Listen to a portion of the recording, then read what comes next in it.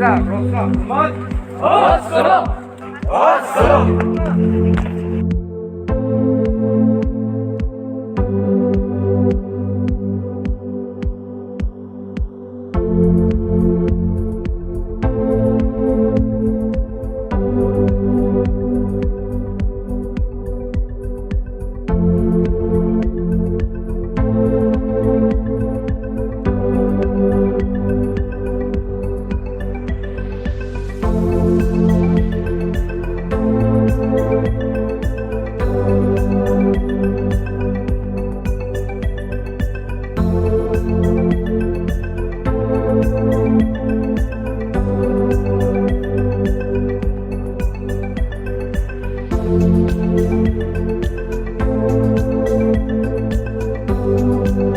Biz harbiy xizmatchilar bilan 18-may Xalqaro muzeylar kuni munosabati bilan 87-993 harbiy qism harbiy xizmatchilari hamda oila a'zolari bilan birgalikda Qashqadaryo viloyat tarixi va madaniyati davlat muzeyiga tashrif buyurdik.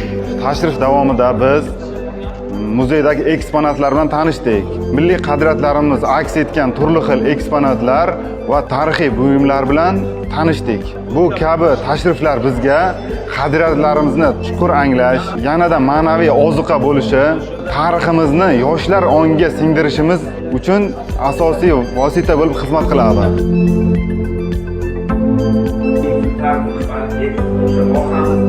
Qadimiy qurilishlar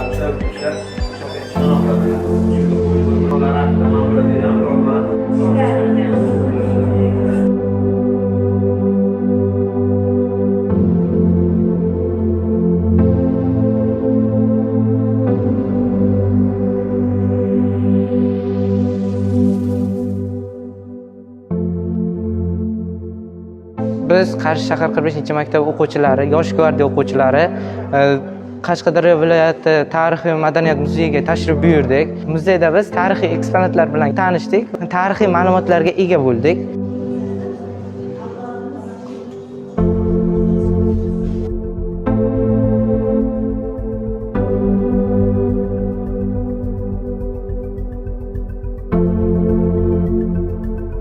Mana bugun 18-may Xalqaro muzeylar kuni.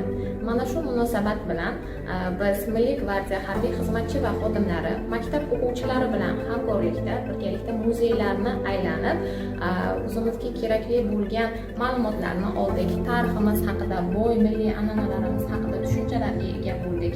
Qarshi shahrida joylashgan Qatag'on qurbonlari muzeyiga tashrif buyurdik. Ushbu muzeydagi har bitta eksponat, har bitta yodgorlik bizga tarixning sirli haqiqatlarini tarannum etuvchi ajoyib eksponatlar bilan tanishdik. Tashrifimiz davomida o'quvchi yoshlar, harbiy xizmatchi va xodimlar bu kun biz uchun esda qolarli bo'ldi. O'zimizga tegishli ma'lumotlarni ola oldik. Biz bilamizki, tarixni anglash bu o'zlikni anglash demakdir.